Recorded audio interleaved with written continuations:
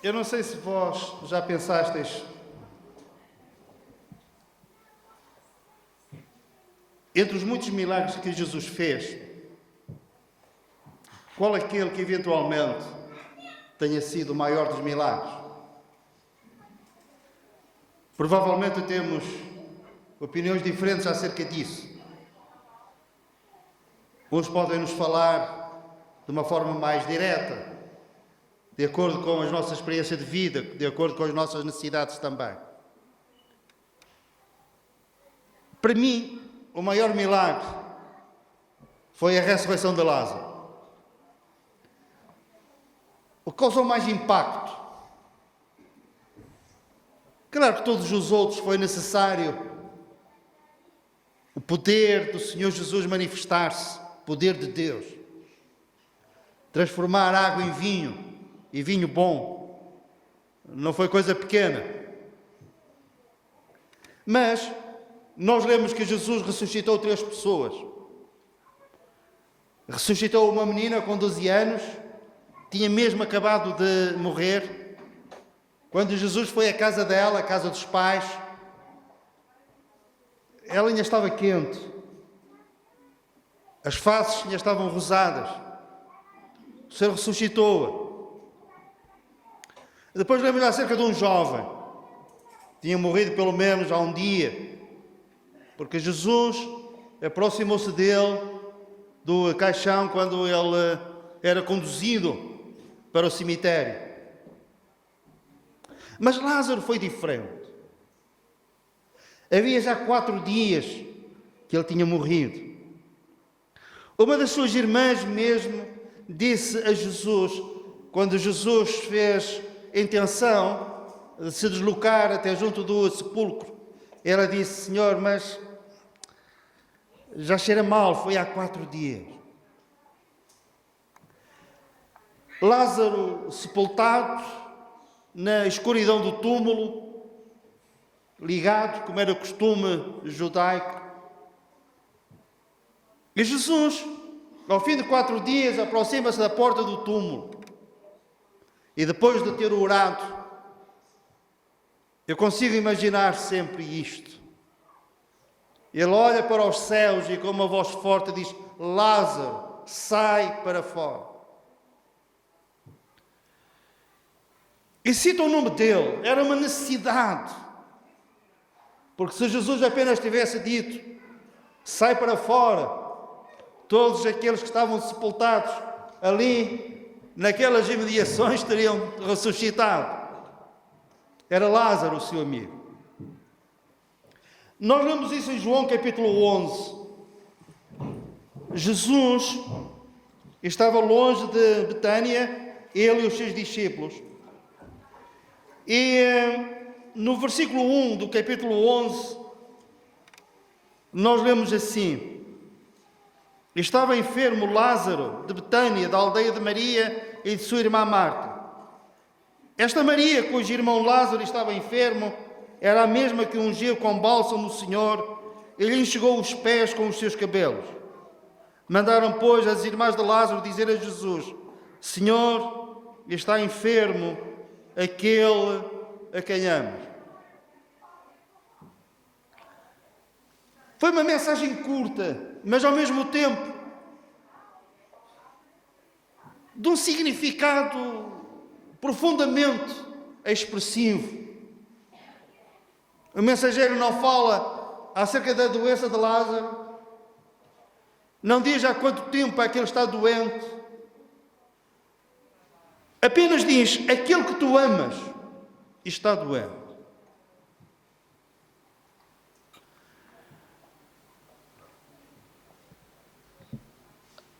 As irmãs de Lázaro pensavam que com esta mensagem Jesus deixaria tudo, iria a correr ter com o seu amigo.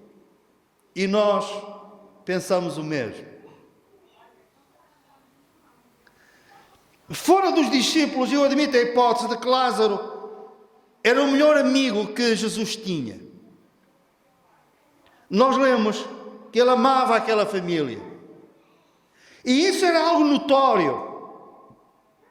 Não era algo que deixasse dúvidas às pessoas que os conheciam.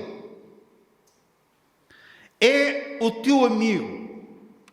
Não é um dos teus conhecidos, não é aquele que frequentemente te recebe em casa. Havia um relacionamento que ia muito além disso. Havia um amor fraternal, aquele que tu amas está doente. A primeira lição que nós podemos tirar daqui é que aqueles a quem Jesus ama também adoecem, também sofrem. E nós às vezes ficamos surpreendidos com esta frase assim: aquele que tu amas está doente, aquele que tu amas está com uma depressão, aquele que tu amas está com problemas no seu local de trabalho, aquele que tu amas tem dificuldades de relacionamento com os filhos, aquele que tu amas, se tu não acudires, Senhor, ele vai se divorciar. Senhor, é aquele que tu amas.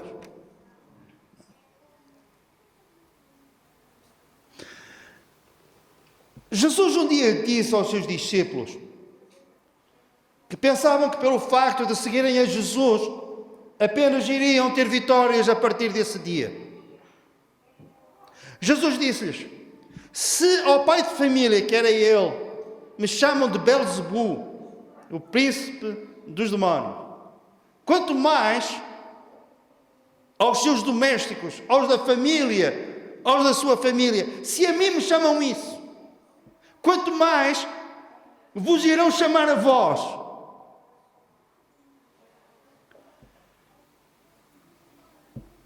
Há passagens bíblicas que nós facilmente somos transportados para lá.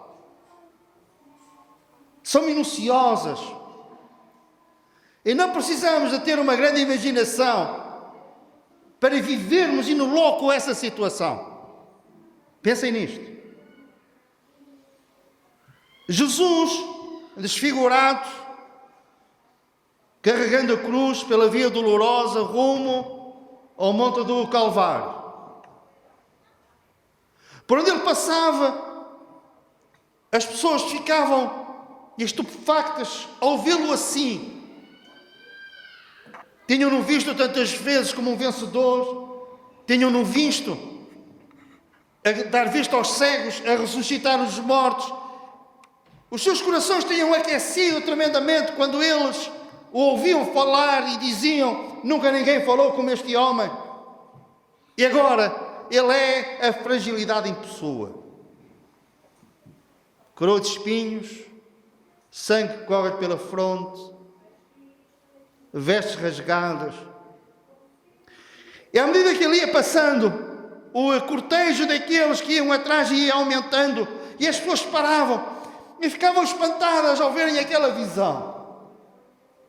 As mulheres batiam com as mãos no peito, e a certa altura Jesus, olhando para elas, diz: mulheres de Jerusalém, não choreis por mim, chorai antes por vós e pelos vossos filhos, porque se a mim, madeiro verde, fizeram isto, quanto mais a vós, que sois madeiro seco. Se eu sou verde, se eu tenho seiva, se eu tenho os 7 Espíritos de Deus em mim, se eu sou aquilo que sou e me fazem isto, então chorai antes por vós e pelos vossos filhos. O tema do sofrimento no meio do povo de Deus não tem sido um tema fácil. Quantos não há que ficaram para trás porque não compreenderam este tema importante do sofrimento, mesmo em relação ao povo de Deus? Desapontados, frustrados, desanimados, voltaram para trás e disseram, e nós ouvimos dizê-lo: eu não estava à espera disto, eu estava à espera de um livramento imediato, eu estava à espera que quando dissesse aquele que tu amas e está doente, e tu não largas tudo, e tu demoras, e Jesus ficou ali mais 2 dias, e depois quando ele chega à casa de Lázaro, já tinham passado 4 Como é que nós temos a explicação para isto? Se ele espera mais 2 dias, porque é que depois, só ao fim de 4 dias, é que ele chega lá? Porque, entretanto, ele saiu do lugar onde estava e, nas calmas, foi fazendo o percurso até a Betânia. Ia pregando, ia curando.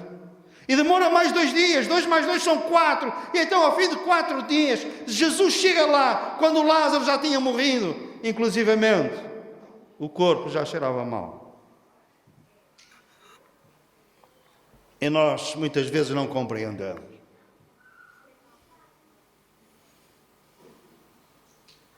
Houve um dia, não foi há muito tempo, eu numa situação difícil, de dor, de abatimento, com um ente querido, eu experimentei um pouco desta incompreensão. Eu entrei no carro e eu disse: Senhor, assim não, assim não. Depois recuperei. É uma reação espiritual, não digo que seja, mas é uma reação natural. É a mesma reação que as irmãs tiveram quando Jesus, passado 4 dias, chega lá e uma delas diz: Senhor, se tu estivesses aqui, a culpabilizá-lo, se tu estivesses aqui, meu irmão não teria morrido. Por outras palavras, Senhor, assim não.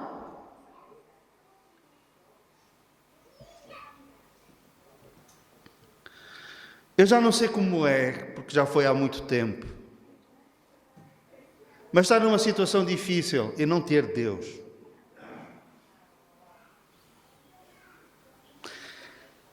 A dor deve duplicar não sei quantas vezes. As situações difíceis já nos levam muitas vezes a esta situação de tristeza, de incompreensão. Desespero não digo, mas algo que nos fere cá dentro. Mas depois a nossa alma sossega e nós temos a quem recorrer. Há um bálsamo. Nós podemos até mesmo dizer ao Senhor, mas assim encontramos da parte dele não condenação, mas compreensão. Encontramos da parte dele disponibilidade, força para a nossa fragilidade. E aos poucos e poucos vai-se formando na nossa mente, quiçá, um propósito de Deus em relação a isso. E nós podemos sair daquela situação vitoriosos e nós podemos ganhar mais do que aquilo que nós perdemos. E aqui está a grande diferença entre sermos do Senhor e não sermos. Os outros, face a uma situação difícil, não têm a quem recorrer. É aqui que se enquadra aquele versículo em que o Senhor diz: maldito é o homem que confia no homem. Não que nós não possamos confiar nos outros, mas em situações de dificuldade, isso não é solução tantas vezes. Temos a possibilidade de confiar no Senhor e descansarmos nele. E como alguém disse, o pior que nos pode acontecer é uma desgraça grande, levar-nos ao céu. É o pior que nos pode acontecer. E por essa razão nós podemos encarar o sofrimento, a doença, as perdas, as incompreensões, a ingratidão de uma forma diferente. E podemos nos abeirar do Senhor Jesus e dizermos: Senhor, aquele a quem tu amas. Eu sou um daqueles a quem tu amas.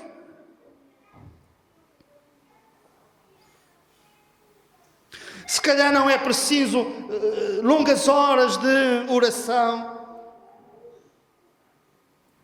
Se calhar não é preciso convocarmos, não que isso não seja permitido e legítimo, se calhar não é preciso convocarmos os nossos amigos mais próximos para fazerem vigília connosco.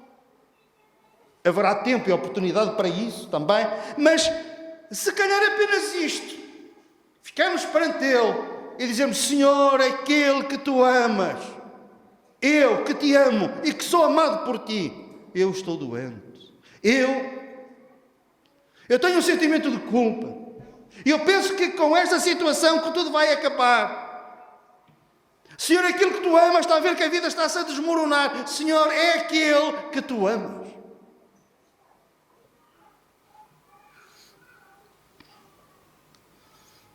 E Jesus demorou. Jesus demorou. E ao fim de 4 dias ele está lá. Não vamos entrar em grandes pormenores.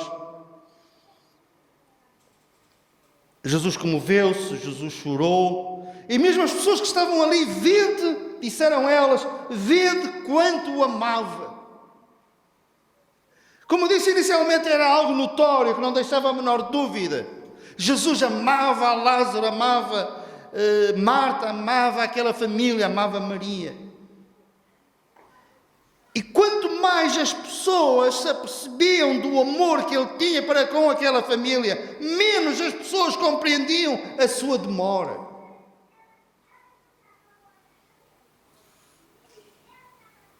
Nós demoramos mais tempo a acudir àqueles que não nos são próximos. É natural.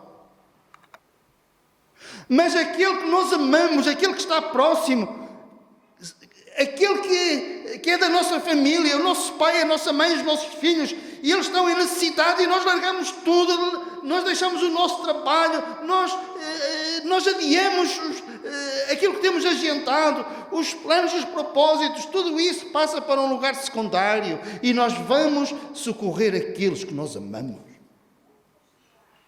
Não é esperado outra coisa.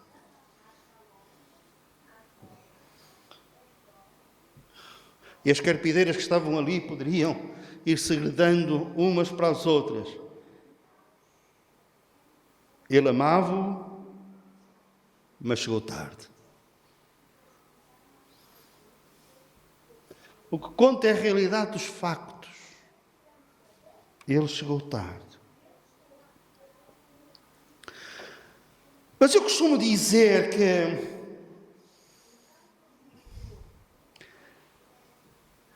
isto só acaba quando Deus diz que acaba. A história da nossa vida e dos acontecimentos só acabam quando Jesus diz acabou. É quando ele escreve o último capítulo e põe um ponto. Aí é que acabou. Antes disso, os homens podem dizer, já foste, já era, já não há mais hipótese de nada. Mas Deus já disse isso. Enquanto Ele não disser, nós podemos continuar com uma expectativa de que algo vai acontecer. O último capítulo ainda não foi escrito pelo Senhor. Então, fiquemos firmes como vendo o invisível. Amém? E Jesus aproxima-se. Aproxima-se do sepulcro de Lázaro, a cuja entrada tinham posto uma pedra. Então ordenou Jesus, tirai a pedra. E é aqui que Maria diz, melhor, Marta diz, irmã do morto, Senhor, já cheira mal. Respondeu-lhe Jesus, não te disse eu, se creres, verás a glória de Deus. Mesmo nos acontecimentos que nos parecem mais trágicos de todos, é possível, se nós crermos, vermos a glória de Deus, vermos os planos de Deus, os propósitos de Deus. Quando parece que nós perdemos tudo, nós podemos começar a ganhar. E um dia nós vamos ver de uma forma clara, evidente, as nossas perdas a serem transformadas em ganhos, as nossas derrotas em vitórias. E vocês dizem, mas é possível partir para a eternidade sem nós vermos isto? Eu digo, é possível.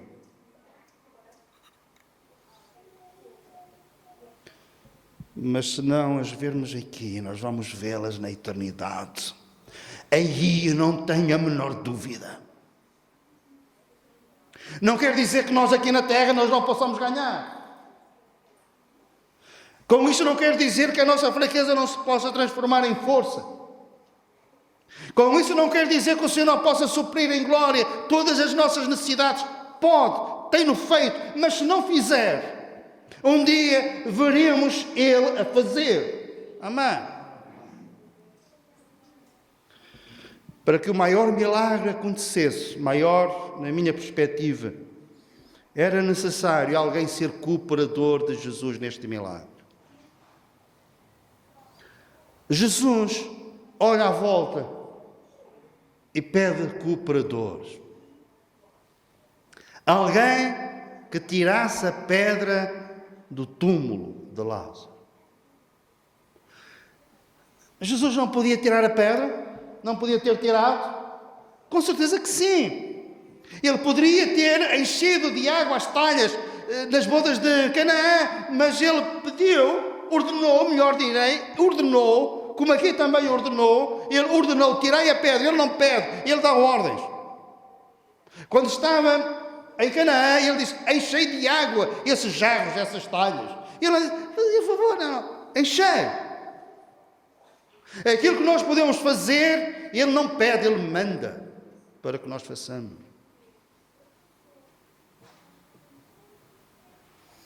Eu estou convencido que muitas coisas maiores poderiam acontecer na nossa vida se nós tirássemos as pedras que tantas vezes são um obstáculo à operação miraculosa de Deus na nossa experiência. Vamos considerar algumas pedras que nós precisamos de tirar, para que vejamos a glória de Deus. Orações respondidas, obstáculos ultrapassados, vitórias conquistadas. Se tão somente nós tirássemos a pedra, e aquilo que nós podemos fazer, o Senhor não faz. Vamos ver algumas pedras que nós podemos colocar de modo que essas pedras são obstáculos ou se tornem obstáculos à intervenção de Deus, à obra de Deus na nossa vida. Jesus tinha saído de Nazaré, onde era conhecido. Estavam ali os seus amigos de infância, aqueles que tinham andado com ele na sinagoga. Pessoas para quem ele tinha trabalhado e tinha feito cadeiras e arranjado as mesas, como carpinteiro que era. E a sua fama já corria por toda aquela nação. E um dia consta-se que ele vem a Nazaré, que está a caminho da sua terra. Era expectável que ali, mais do que num outro lugar, ele fizesse milagres. Ele fizesse coisas que ainda não tivesse feito em lado nenhum. Mas sabe o que é que a Bíblia diz?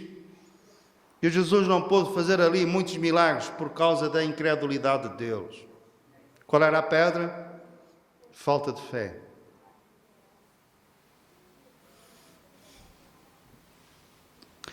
Um dia perguntaram a um grande pregador chamado Charles Spurgeon,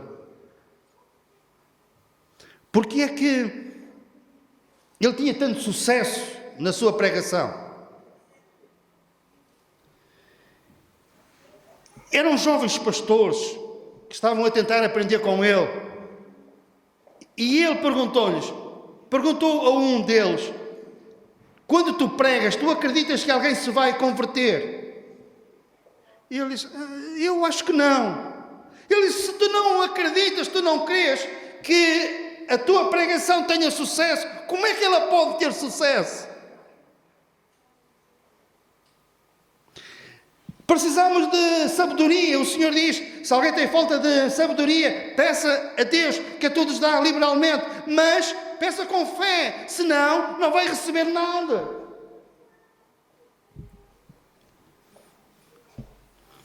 Isto aconteceu mesmo. Eu trabalhava em Aroque. E as nossas condições físicas de estabelecimento não eram grande coisa. Os consultórios estavam muito perto do corredor, onde as pessoas se iam apinhando ali, às portas. O médico estava no consultório e ouvia o que as pessoas diziam. Eu não vou citar o nome, mas um colega que já lá estava há muitos anos chamou um doente. Ele entrou. E o médico que tinha ouvido a conversa dele com os outros utentes já sabia quais eram as queixas. E quando ele entrou, ele já tinha a receita para ele. Ele disse: doutor, mas você passou uma receita e eu ainda nem sequer abri a boca. Já, mas eu sei de que é que tu te vieste cá queixar. E o homem pega na receita, pôs-se a olhar para ela, olhou desconfiado, sem fé, e disse: acha que isto vai fazer alguma coisa? E ele disse: olha cá a receita. Acabou, não vai fazer nada, não tens fé. É censurável, não vamos entrar por aí. É censurável, eu sei. Mas nós muitas vezes aproximamos-nos de Deus, não crendo que Ele pode fazer isso.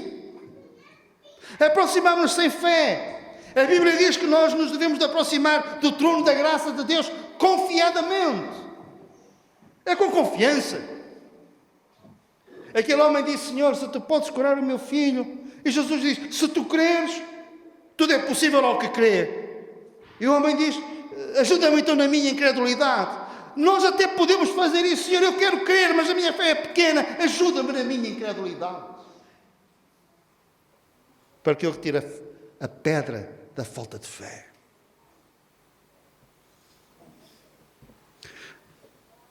Mais do que nós desejamos a bênção, Deus deseja que nós sejamos abençoados por Ele. Amém. Pedra do desânimo.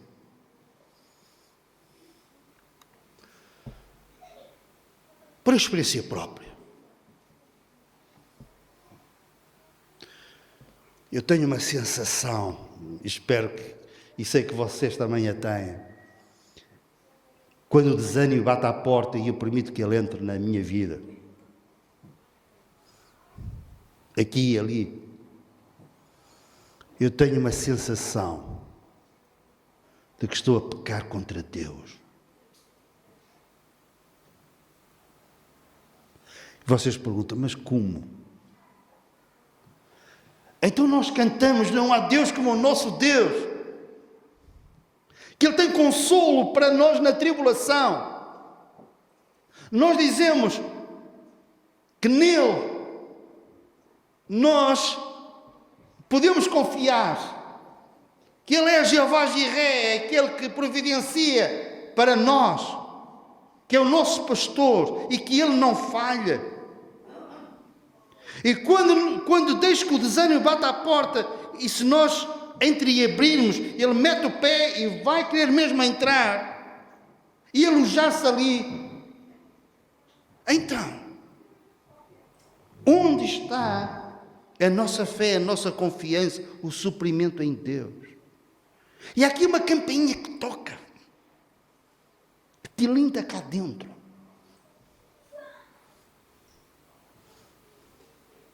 Vinde a mim todos vós que estáis cansados e oprimidos, e eu vos aliviarei. É a altura para experimentarmos e para fazermos isto. E dizermos diretamente ao Senhor: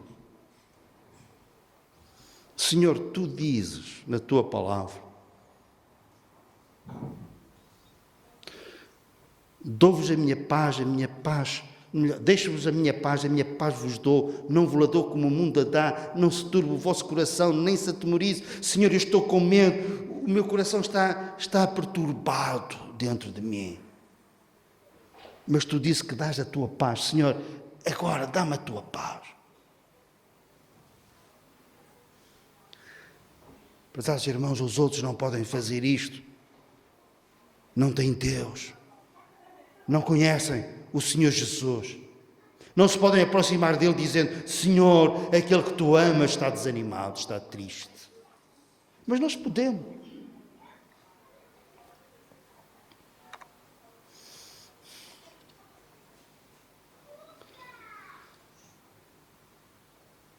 A pedra da negligência.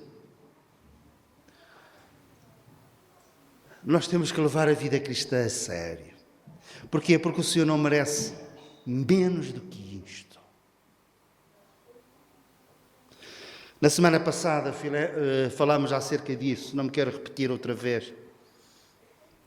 Semana passada pregámos sobre serviços mínimos, penso que se lembram. O Senhor para nós não tem serviços mínimos. Ele não é negligente. Nós podemos ser negligentes. Isto é, o Senhor não ter a prioridade que deve de ter. Reparem que eu fui receoso nesta afirmação. Em vez disso eu deveria ter dito, o Senhor não tem a totalidade do nosso coração, a totalidade da nossa prioridade. Ele não tem a totalidade daquilo que nós somos. Eu tentei amenizar a situação. Mas Ele conosco, Ele não ameniza. Ele diz, vede com grande amor eu vos tenho amado. Ele para conosco é 100%.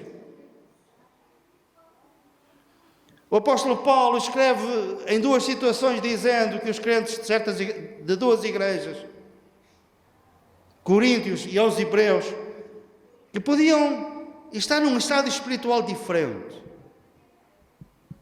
Ainda tinha que os alimentar com as coisas elementares, com o leite da palavra, da doutrina, porque eles não tinham capacidade para aguentar mais. E Paulo dizia, vós pelo tempo já poderias ser adultos. E a razão sabem qual foi? Ele especifica, porque vos fizeste negligentes, preguiçosos para ouvir.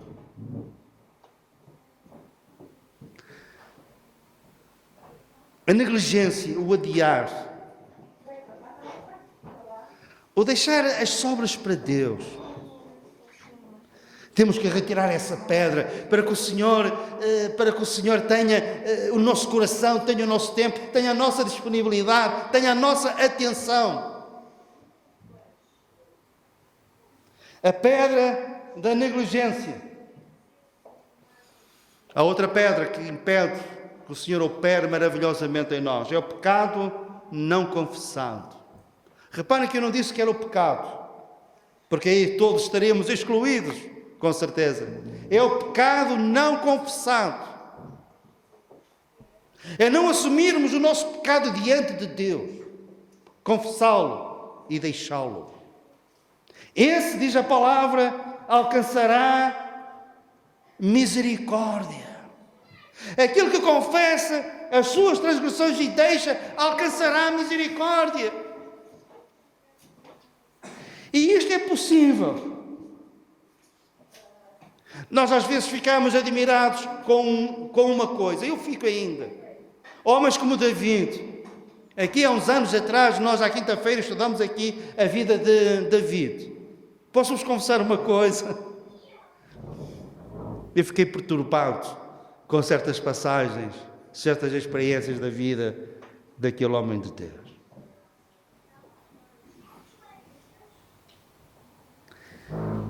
É que sabem, houve situações em que ele foi longe demais. E como é possível ele ter recuperado, como outros recuperaram assim, voltaram para casa, foram recebidos, acolhidos, abraçados, parece que nada se tinha passado, e nós perguntamos qual a explicação para isto? Pecado confessado é pecado perdoado. Amém?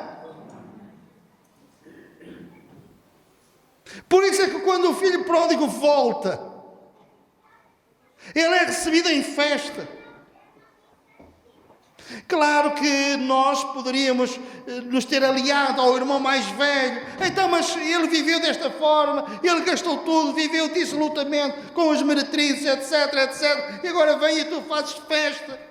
E o pai disse, mas este meu filho estava morto e reviveu. Tinha-se perdido e foi achado. Porquê? Porque ele disse, pai, pequei contra os céus e perante ti eu não sou digno. Pecado confessado.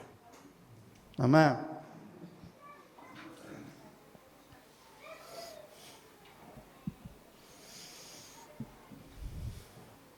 A pedra do pecado não confessado Temos mais 3 ou 4 exemplos, mas acho por bem ficarmos por aqui. O Senhor diz: tirai a pedra. Se há alguma coisa, e nós sabemos qual é, se calhar é precisamente aquilo que agora veio à sua mente, que você sabe que deve de retirar, deixar. Essa é a sua pedra.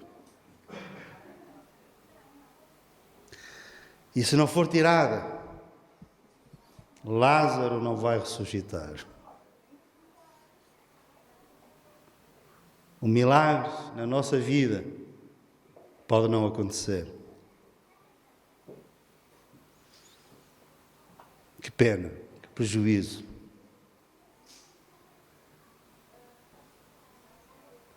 Podemos ficar aquém de uma experiência maravilhosa com Deus,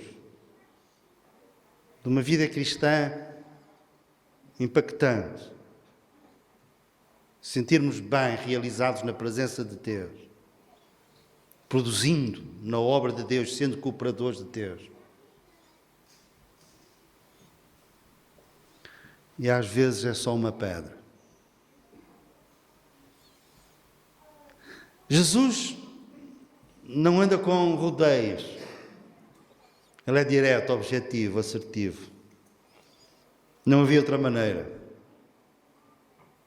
Tirai a pedra. Tirai a pedra. Enchei de água essas talhas que estão aí. Se não as tivessem enchido, a água não se tinha transformado em vinho. Se não tivessem tirado a pedra, Lázaro não tinha ressuscitado. A grande questão é: qual é a minha pedra que eu preciso de tirar?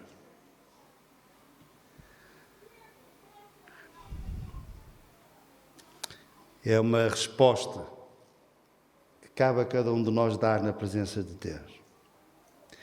E se a pedra for grande, e se não tivermos força para a removermos, podemos dizer aquilo que aquele homem também disse: Senhor, a pedra da minha incredulidade é grande, ajuda-me a tirá-la.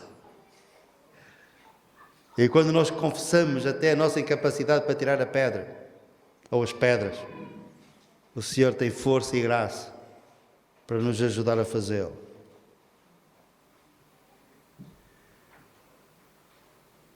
E pode haver vitória.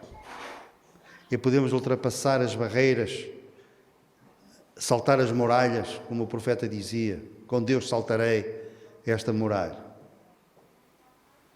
Retirar a pedra. Às vezes a pedra é algo que está no nosso caráter. Outra vez a pedra é algo que nós gostamos e que não queremos deixar. Às vezes a pedra é algo que nós sabemos que está lá e tem que ser tirada, mas nós adiamos. Se calhar a pedra é algo que nós estamos a amar mais do que devemos amar, do que deveríamos, porque por causa dessa pedra o Senhor está num lugar secundário, seja aquilo que for. Que o Senhor nos mostre claramente qual é a pedra que nós temos que tirar. Amém? E tiremos a pedra. E se precisarmos da ajuda do Senhor, Ele está lá para nos ajudar. Vamos ficar de pé e vamos orar.